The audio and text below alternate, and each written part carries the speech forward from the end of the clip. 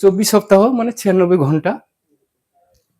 তো আমি ধান চাষের এই যে বন্ধু পোকা আর শত্রু পোকা আছে, আপনারা সবাই জানেন তো কে কে আছে, সেটাও আমাকে বলতে হবে, কেননা আমি আপনাদের মতো কৃষক, কিন্তু আমি অফিসার নই আর আর কোনো সরকারি দপ্তরের লোক নয়।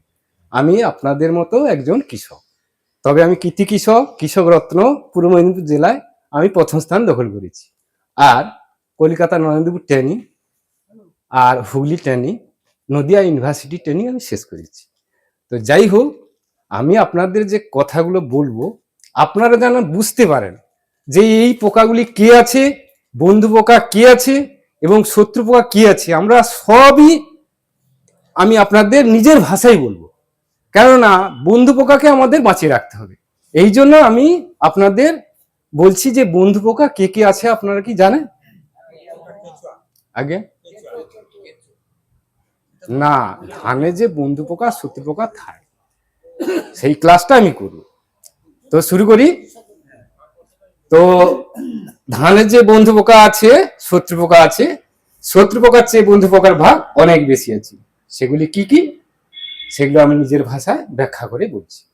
গ্রাভিটি, মিরিটবাগ, ডামসেল ফড়িং এবং ড্রাগন ফড়িং, ওয়াটার বাগ, ওয়াটার টিডার, ওয়াটার টাইডার ও assassin bug, lady beetle, ground beetle, উড়চুঙ্গা, বোলতা, লাল পিঁপড়ে, লম্বা ঘাস ফড়িং এবং ইয়ারিং।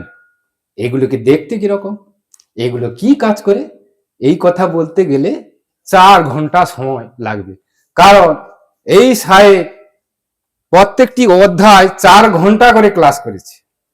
তাহলে আমি কম সময়ের মধ্যে কতটা কথা বলবো আপনাদের? আমি বলবো যে পোকাগুলি আমরা স্বচক্ষে সবসময় দেখছি, অথচ বন্ধু পোকা কিনা আমরা জানতে পারছি না, তাই তো? সেই পোকাগুলি আমি এক এক করে নিজের ভাষায় বলবো আর আপনারা সুনিশ্চিতভাবে বুঝতে পারবেন। আমি এখানে বলে গেছি কি ওয়াটার বাগ। ওয়াটার মানে কি? জল। বাঘ মানে এখানে বয়াকার ঘ বাঘ হয়, বয়াকার গ বাঘ হয়, কিন্তু এখানে বয়াকার ঘ যে বাঘটা বলা হচ্ছে সেটা হচ্ছে বনের বাঘ। এখানে বলা হচ্ছে বয়াকার গ মানে পোকা। তাহলে জলের উপরে যে পোকাটি বাস করে তাকে বলা হচ্ছে ওয়াটার বাগ। জলের উপরে কে পোকাটি বাস করে? না, 3 জাতের মাকড়সা। মাকড়সা 4 জাতের হয়, কিন্তু জলে যে পোকাগুলি বাস করে মাকড়সা সেটা হচ্ছে 3 জাতের মাকড়সা। সে মাকড়সা কি? Water bug, water টিডার, water টাইডার। আর অ্যাসাসিন বাগ কি করে? না, সে অলস প্রকৃতির হয়, সে সব সময় অলস প্রকৃতি হয়। আর কি করে? না, অলস প্রকৃতি আমরা যে যে অলস মানুষ তারা কি হয়, ক্ষমতা বেশি হয়, তারা চালাক হয়। তারা কি করে? না, জাল বিছিয়ে গাছের আড়ালে চুপ করে লুকিয়ে বসে থাকে, কখন শত্রু পোকা জালে আসবে তাকে ধরবে। যখন শত্রু পোকা জালে এসে তারা কি করে? দৌড়ে গিয়ে শত্রু পোকাকে জালে জড়িয়ে কি করে? হুল ঢুকে দেয়, দিয়ে বিষাক্ত রস মিশিয়ে ফেলে। আর কি করে? তারপরে রস শুষে শুষে খায়। কে? অ্যাসাসিন বাঘ। মানে অ্যাসাসিন কুকুরের মতো দৌড়তে পারে বলে তাকে অ্যাসাসিন বাঘ ব্যাখ্যা দেওয়া হয়েছে। তাহলে অ্যাসাসিন বাঘ এই কাজ করে। আর কি না, এখানে বলা হচ্ছে কি ওয়াটার বাগ হয়ে গেল। এখানে বলা হচ্ছে আমরা গন্ধি পোকা বলি না, এটা শত্রু পোকা চলে যাচ্ছে, আমি বন্ধু পোকার কথা বলছি। উই চিংড়ে, আমরা ঘরোয়া ভাষায় বলি উই চিংড়া কেটে দিয়েছে রে, হ্যাঁ বলি তো। তাহলে এর ভালো নাম হচ্ছে উড়চুঙ্গা। একে ধুসিয়া রঙা দেখতে হয়। আর এদের এদের দেহ অপেক্ষা পাগুলি বেশি লম্বা। এরা পিছনে পায়ে ঘর দিয়ে কি করে? দৌড়ে চিড়িক করে লাফে যায়, যাই তো। তাহলে এটা হচ্ছে বন্ধু পোকা। এ কি করে? না, দেখবে ছোট অবস্থায় আমরা যে বাগান চাষ করি দেখবেন ছোট অবস্থায় ঢেঁড়স গাছ কেটে দিয়েছে, বেগুন গাছ কেটে দিয়েছে, কিন্তু শত্রু পোকার যে গাদা, যেটা শোষকের গাদা, এর লক্ষ্য শোষকের গাদাকে ধ্বংস করে। আর কি করে? লম্বা ঘাস ফড়িং। লম্বা ঘাস ফড়িং আমরা দেখি, লম্বা ঘাস ফড়িং দেখি তো কত বড় হয়, আকারে খুব বড় হয়, এদের মুখটা তেরচা ধরানে, আর এদের পাখনা আছে, দেহ অপেক্ষা পাগলি বেশি লম্বা। এরা কিন্তু নিরীহ প্রাণী, এদের শান্তশিষ্ট প্রাণী, কিন্তু এরা রাত্রিবেলা তৎপর হয়। এরা কি করে না, রাত্রিবেলা শোষকের গাদাকে খোঁজ করে। দেখবেন আপনারা বাগানে রাত্রি ঘুরে দেখেছেন যে এই পোকাগুলি গাছে বসে আছে, একটু নাড়া দিলে চিরিক করে লাফে যায়। কে? এই লম্বা ঘাস ফুল। আর আমরা যে পোকাটা আমাদের বন্ধু পোকা বলতা, বলতা ক রকমের হয়? আমাদের যে বলতাটা আমরা দেখি, ক রকমের বলতা আমরা দেখি? বলতা আমরা ভোমরা বলি না ঘুরে ভাষায়, কিন্তু ভোমরা আছে, আর যেটা বলি পোকা আমরা বলি তাকে বাংলা ভাষায় বলতা বলছি। তাহলে বলতা দু রকমই হয়, একজন নীলাভ রঙের হয় আর একটা বলতা হলদে রঙের হয়। তো এই হলদে রঙের কথাই বলছি। এই বলতা বাগানে উড়ে উড়ে বেড়ায় আর মাটিতে গিয়ে বসে, আর কি করে না, এর শত্রু পোকাকে খোঁজ করে। দেখবেন মাটিতে গিয়ে বসে এরকম খুঁজছে, তার মানে শত্রু পোকাকে খুঁজছে। যখন শত্রু পোকা দেখতে পেলে কি করে, মুখে কামড়ে ধরে পায়ে জড়িয়ে ধরে এরা নিজের বাসায় বয়ে নিয়ে যায়। কেন? বাচ্চাদের খাওয়ানোর জন্য। তো আমি বন্ধু পোকার ক্লাসটা যে করলাম, প্রত্যেকটি বন্ধুর পোকা যদি নিজের ভাষায় আমি বলি তবে অনেক সময় লাগবে। তাই আমি শত্রু পোকার দিকে যাচ্ছি, যেন না শত্রু পোকা আমাদের ক্ষতি করে। ধান চাষে বিশেষ করে শত্রু পোকা ক্ষতি করে। তো এই ধান চাষে কে কে শত্রু পোকা আছে? মাজরা আছে, লাদা আছে, বাদামি শস্য, শস্য, আর কি সাদা মাছি আছে, আর লাল মাকড়, সেটা হচ্ছে বাগানে। হ্যাঁ, এটা ধান চাষের কথা বলছি। তো এই পোকাগুলি, শামা পোকা আছে আগে, হ্যাঁ নলি পোকা, সেটা লেদা পোকা বলছি। তো এই মাজরা পোকাকে দেখতে কিরকম? আপনারা রাত্রে বেরে দেখেন যে মাজরা পোকাকে দেখতে কিরকম? এই মাজরা পোকাকে ধূসিয়া রঙে দেখতে হয়, আর প্রজাপতির চেয়ে একটু ছোট হয়। এদের ডানায় কালো গোল গোল দাগ থাকে। এরা কি করে? ধান গাছের গোড়া ঠিক উপরে বসে হোল ঢুকে দেয়, দিয়ে কি করে গাছের গর্ভকেশকে শুকনা করে ফেলে। তাই দেখবেন যে একটা ধান শুকনো হয়ে গেছে, একটা ধান ভালো, আর একটা ধান পুরোপুরি শুকনো। এই তো মাজরা পোকার কাজ। তো আর এই বাদামি শস্যকে বাদামি রঙে দেখতে হলেও এরা কিন্তু ধান গাছের গোড়া ঠিক জলের ভাগ অংশে বসে আর রস চুষে রস চুষে খেয়ে কি করে ধান গাছের জন্য খসড়ের মতো করে দিয়ে যাচ্ছে। এই তো এই শস্যকে এরই কাজ। তো তাহলে এই শামা পোকে দেখতে সবুজ রঙে হয়, আর ডানায় কালো ছিটে দাগ আছে। এরা ডায়নামো লাইটের কাছে হাজার হাজার পোকাকে দেখা যায়। দেখা যায় তো, দেখো শীতকালে দেখবেন যে লাইটের কাছে হাজার হাজার এই পোকাগুলো বসে আছে। এরা কি করে না, ধান গাছের উপর নিচে করে বসে যাচ্ছে, তাহলে রস চুষে খেয়ে ধান গাছগুলো লাল করে দিচ্ছে। তাহলে এই সব পোকা যদি আমাদের ব্যতিক্রম করতে হয়, আমাদের নিয়ম দিতে হবে।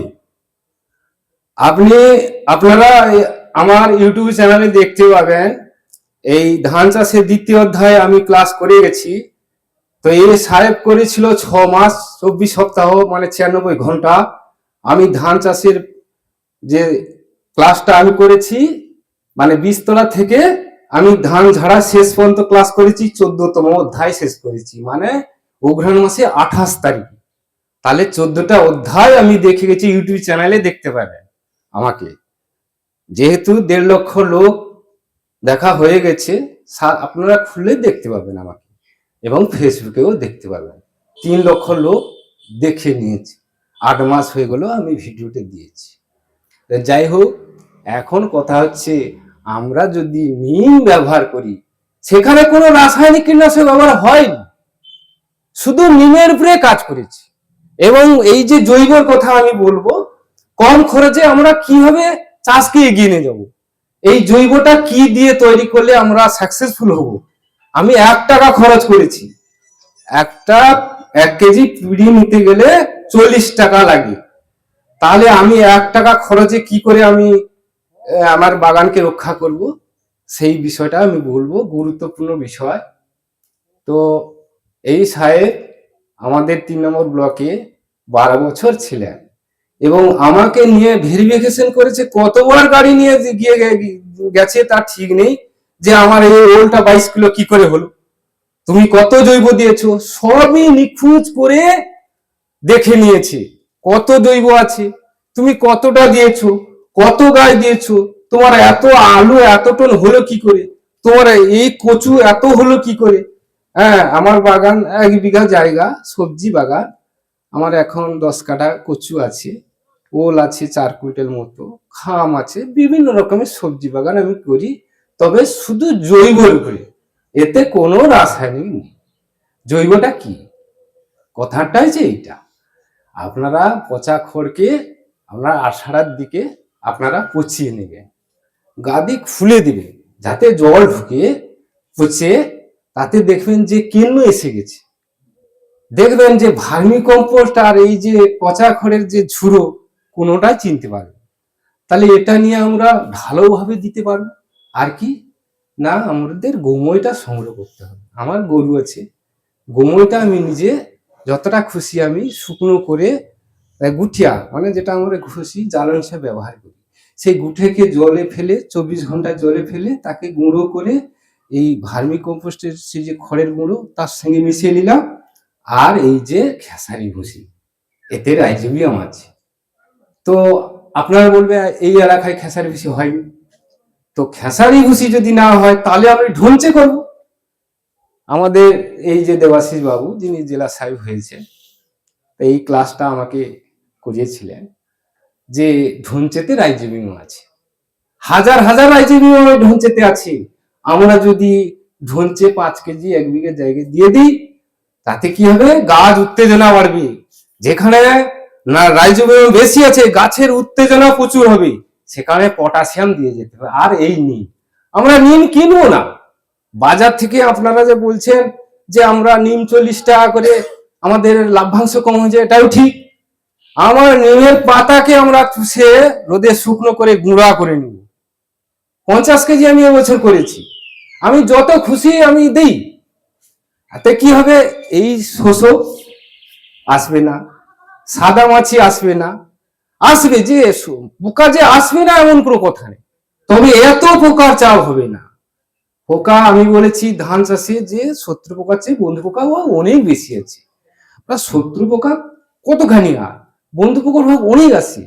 তো এই সাহেবরা যখন ক্লাস করে সবসময় বলবে যে বন্ধু পোকা কতজন আছে, শত্রু পোকা কতজন আছে, দেখে আপনারা ওষুধটা ব্যবহার করুন। আর তা বলে আমরা যে ওষুধ ব্যবহার করব তা নয়, ওষুধও ব্যবহার করব। আমরা যে ওষুধটা ব্যবহার করব জৈব ওষুধ ব্যবহার করব। এখন তো আমেরিকান কোম্পানির যোদ্ধা বেরিয়েছে, আমরা সেটা ব্যবহার করতে পারি। খতমা বেরিয়েছে লেদার জন্য, যে ডোকা, এই যে লেদা যে আপনারা বলছেন নড়ি পোকা, খতমা বেরিয়েছে, আমেরিকান কোম্পানি জৈব করে বের করেছে। আর কি রক্ষা, যেটা গোড়া পচা। গোড়া পচা হয় কেন না, অতিরিক্ত যখন নাইট্রোজেন প্রয়োগ করবেন তখন এই গোড়া পচার আবির্ভাব হবে। আমি 2009 সালে সিটি ক্যাসেটে বলে গেছি, যদি আমরা জৈব ছেড়ে শুধু রাসায়নিক করে যাই, তাহলে আমাদের মাটি পরপর হ্রাস হতে লাগবে। আর কি হবে, মাটিতে অনেক রকমের রোগের আক্রান্ত হবে। সেগুলি রোগগুলি কি, সেই রোগগুলি হচ্ছে গোড়া পচা, খোলা পচা আর ঝলসা, তাই তো। যদি অতিরিক্ত নাইট্রোজেন ব্যবহার করি এই রোগ আসে। তো 10-26 আমরা ব্যবহার করি, তাতে 10% নাইট্রোজেন রয়েছে। আর কি না 26% ফসফেট আর 26% পটাশ রয়েছে। তাহলে নাইট্রোজেন ভাগ কম। দেখবেন যে গাছ থাকলে থাকলে যাচ্ছে, গাছ টেলা দিয়ে যাচ্ছে, কিন্তু গাছে উত্তেজনার জোর নেই, কেননা নাইট্রোজেন ভাগ কম আছে। তো এই পচা খড়, গোময় আর এই খেসারি ভুসিকে যদি পাট পাট করে, এটা 1 ঝুড়ি, সেটা 1 ঝুড়ি, এটা 1 ঝুড়ি, 3টা ঝুড়ি, 3 ঝুড়ি যদি একসঙ্গে মিশিয়ে মাটিতে প্রয়োগ করা যায়, দেখবেন মাটি ভর ভর করেছে,